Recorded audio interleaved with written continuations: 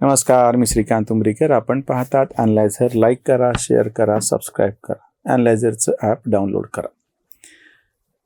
महाराष्ट्रामध्ये ठाकरे ब्रँड नावाचं एक काय म्हणता येईल त्याला फुगा तयार केला गेला होता मराठी मीडिया. ठाकरे ब्रँड म्हणजे काय? राज ठाकरे आणि उद्धव ठाकरे यांनी एकत्र येऊन मुंबई महानगरपालिकेची निवडणूक लढवली. काय झालं पुढं तुमच्या सगळ्या लक्षात आहे. त्याच्याबद्दल म्हणून मी पुरा काही सगळं सांगत बसत नाही. तो फुगा कसा काय फुटला आणि हे दोघं जे प्रत्यक्षामध्ये गंभीर असे राजकारणीच नाहीत, हा जो आरोप वारंवार केला जात होता त्याचा स्वतः पुरावा ह्याच लोकांनी दिला. सत्ता तर काही मिळाली नाहीच, तो मुद्दाच नाही चालला.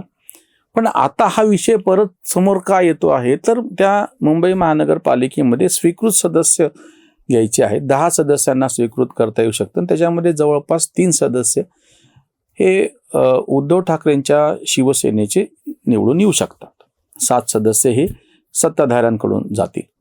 आता ह्याच्यामध्ये जी अपेक्षा ह्या ठाकरे ब्रँडवाल्यांनीच तयार केली होती, म्हणजे ज्यांनी ठाकरे ब्रँड नावाचा फुगा तयार केलेला होता त्या सगळ्यांनी ही एक काय म्हणता येईल त्याला हीच आता काय नवीन एक फुगा फुगवला होता की या 3 पैकी एक सदस्य राज ठाकरेंच्या मनसेचा असावा.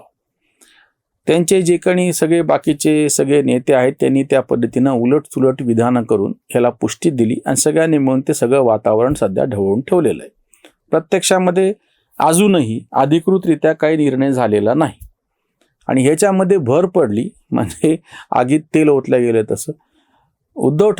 राज ठाकरे गेले सरळ एकनाथ शिंदेंना भेटायला आणि त्यांच्या भेटीतून असा तर्क निघतो आहे की कदाचित त्यांचा एखादा सदस्य स्वीकृत म्हणून सत्ताधाऱ्यांच्या गोटातून जातील आणि त्याच्यामुळे यांच्या सगळ्यांच्या पोटात दुखायला लागले.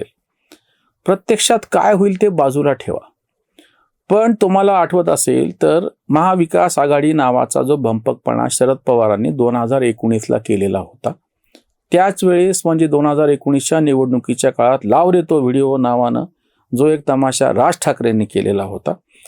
आणि ह्या सगळ्यातून भारतीय जनता पक्ष, मोदी, अमित शहा म्हणजे महाराष्ट्रापुरतं बोलायचं तर देवेंद्र फडणवीस संघ यांच्या विरोधातली जी एक लॉबी होती त्या सगळ्यांना बुडत्याला काडीचा आधार सारखं काहीतरी मिळालं. चला मग या सगळ्यांनी एकीकडून त्या राज ठाकरेला पकडून ठेवलं का तर लावरे तो व्हिडिओ म्हणून यांनी मोदीच्या विरोधात प्रचार केला होता. वस्तुतः त्या इलेक्शनमध्ये त्या लावरे तो व्हिडिओचा काहीही उपयोग झाला नाही. महाराष्ट्रातही झाला नाही 2019च्या लोकसभेला. देशात तर सत्ताच त्यांची अजून चांगल्या बहुमतांनी आली, स्वतःचं बहुमत आलं. पूर्णपणे ते सगळं फेल गेलं. म्हणजे ह्यांचं नॅरेटिव्ह इतकं उलटलं, इतकं फेक गेलं की पुन्हा वेगळं काही बोलायची गरज नाही. लावरे तो व्हिडिओ आणि ह्यांना ते प्रेम उतू आलं होतं राज ठाकरेचं का तर ते भाजपच्या विरोधात आहेत म्हणून. त्याच पद्धतीनं उद्धव ठाकरे, ज्या उद्धव ठाकरेंनी 2019ची आधी लोकसभा नंतर विधानसभा तोपर्यंत भारतीय जनता पक्षाच्या सोबत राजकारण केलं. 2014च्या विधानसभेचा एक जर अपवाद वगळला तोही त्यांनी फक्त स्वतंत्रपणे लढवला असं म्हणता येईल, कारण की मोठ्या प्रमाणात त्यांनाही मतं मिळाले. दोघांनी 2 महिन्यात नंतर मिळून ते सत्तेमध्ये सहभागी झाले. त्याच्यामुळे त्याच्यातही विरोध आहे असं म्हणता येणार नाही. 2019 पर्यंत तुमचं राजकारण म्हणजे 89ची लोकसभा शिवसेनेने, तेव्हापासून तर सगळ्या लोकसभा 2019 पर्यंत एकही लोकसभा अशी नाही की भाजप आणि शिवसेना वेगवेगळे लढले.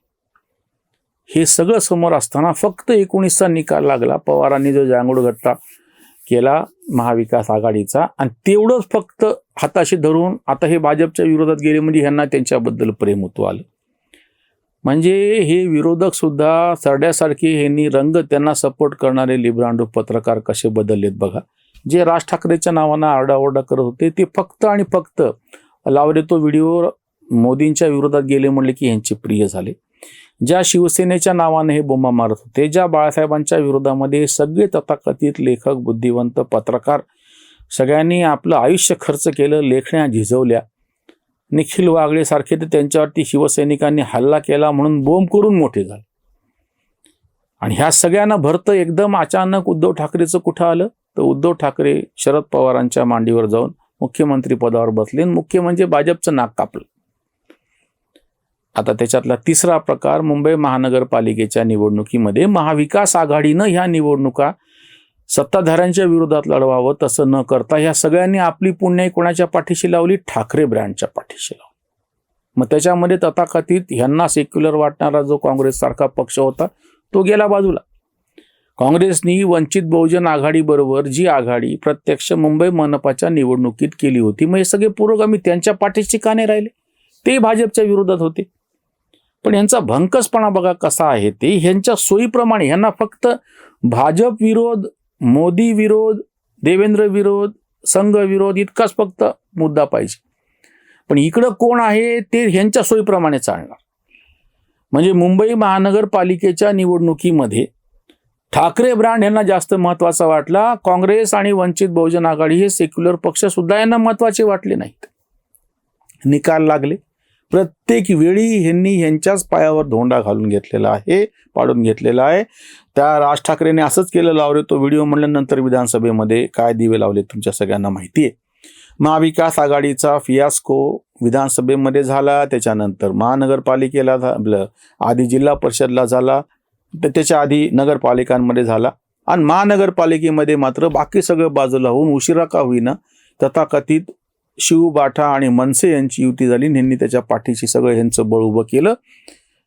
तेही बोंबललं आणि आता स्वीकृत सदस्य घेण्यासाठी म्हणून ठाकरे ब्रँडने एकत्र राहावं, मराठीचा मुद्दा, आणि त्याने काहीतरी एका माणसाला म्हणजे मनसेच्या एका माणसाला स्वीकृत सदस्य म्हणून त्याच्यामध्ये यावं.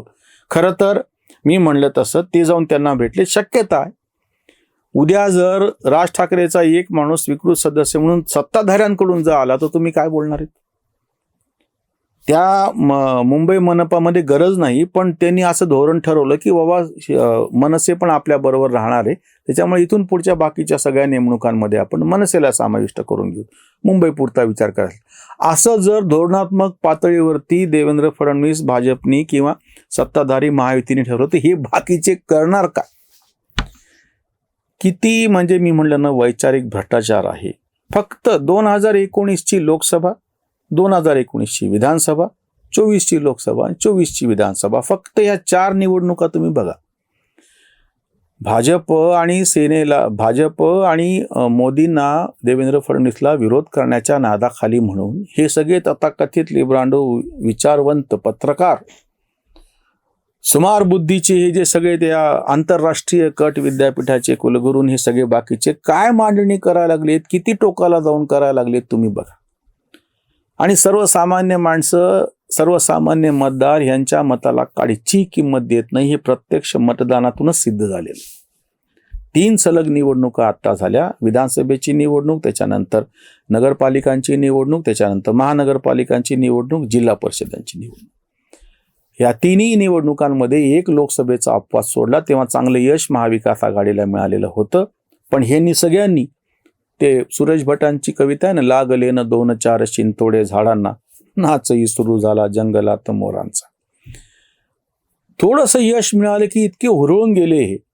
म्हणजे ते एखादी शिकारसाठी ते पिंजऱ्यामध्ये काहीतरी सापळा रचलेला आणि त्याच्यामध्ये काहीतरी कोणी एखादी बकरी, शेळी बांधलेली असती आणि त्या आमिषानं ती शिकार म्हणजे तो वाघ किंवा सिंह तो आतमध्ये येतो कसा अडकतो वगैरे दाखवलं जातं.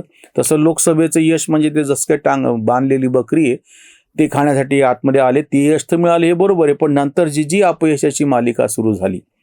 राजकीय अपयशाबद्दल बोलत नाही मी हे तुम्हाला हे सगळे लिब्रांडो, पत्रकार, निर्भय बनववाले जे सगळे आरडाओरडी करतायत, जे आता मनसेचा एक स्वीकृत सदस्य त्याच्यामध्ये यावा म्हणून यांनी सगळ्यांनी आत्ताच बॉम्ब सुरू केलेली, त्यावरची उसंतवाणी. ठाकरे ब्रँड हे विष का अमृत, नाहीच स्वीकृत मिळे काही. तेव्हाची ती युती होती ना दिलसे, आता का मनसे उपेक्षित. आता कुठे गेला मराठीचा बाणा, कोणासाठी कणा वाकलेला. मुंबईच्या नावे वाजे तुणे त्याचे रडगाणे केले कुणी.